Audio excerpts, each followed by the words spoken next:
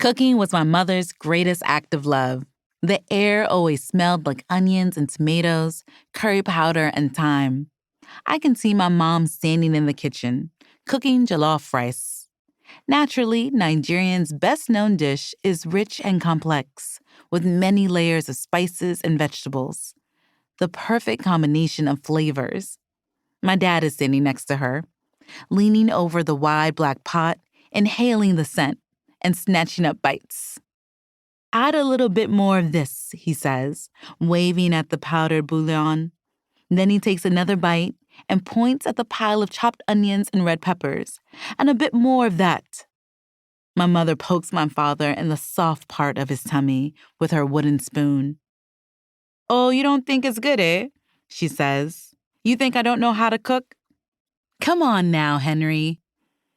My mother's name is Henrietta, but my father always calls her Henry in this loving, sing-song kind of way. "You know you are the best cook in the world, which is why I have this little belly you're currently poking me in." They are laughing. They were always laughing back then. My father had a great laugh. He could find the humor in anything, and his laugh, a deep, warm giggle, was the kind that made other people laugh just hearing it, even if they weren't in on the joke. Completely infectious. My mother mockingly throws up her hands and turns back to the stove. "You are always laughing even when nothing is funny," she says. But I could see from the way her shoulders jumped that she is still laughing too. In those days, conversations between my parents sounded like a song to me. Perhaps it was their accents, but there was something melodical in the way they spoke to each other. There was a flow and a rhythm. Their talk was filled with inside jokes and good-natured teasing. They pleased each other, softened in each other's presence. The salty sweet parley between them made me feel warm, safe, and content. The playful banter between my parents differed from how my mother engaged with me, her firstborn daughter. Where my mother was raised, there was no back-and-forth conversation.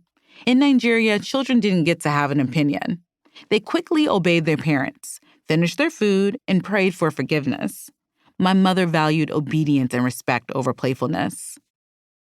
So in our household, she and I never engaged in frivolous conversations, only stern instructions. Fix the table, do your homework, turn off the television, read a book. Eat, always eat. For my mother, raising a well-behaved child was the ultimate goal. I envied the ease my parents had with each other, but I never felt it extended to me, unless we were sharing a meal. When my mother asked, "Did you eat?" I always sensed the deep concern in her voice, and I knew a warm, hearty meal would follow. "Did you eat?" was easily interchangeable with, "I love you." She regularly prepared elaborate dishes, jollof rice, egusi soup, and my favorite dish, moi moi, for dinner. As the aroma of spices filled our tiny two-bedroom apartment, I watched her move steadily about the kitchen. From the cabinet, she would pull out an array of ingredients, black-eyed peas, foil-wrapped cubes of Maggi, and containers filled with tiny smoked dried shrimp. Our freezer was filled with square packages of spinach and fresh goat meat. Mysteriously labeled plastic bags with pungent spices littered our small kitchen counter. I savored the smell of grilled meat slathered with a generous mix of ground peanuts, ginger, and cayenne. The yams in our house were not orangey brown, but instead white-fleshed and tough, dull brown skins that had to be peeled away with a knife. Whenever someone was ill, they were not fed chicken noodle soup. Instead, we slurped the fiery broth of pepper soup, which immediately cleared your sinuses and warmed your chest.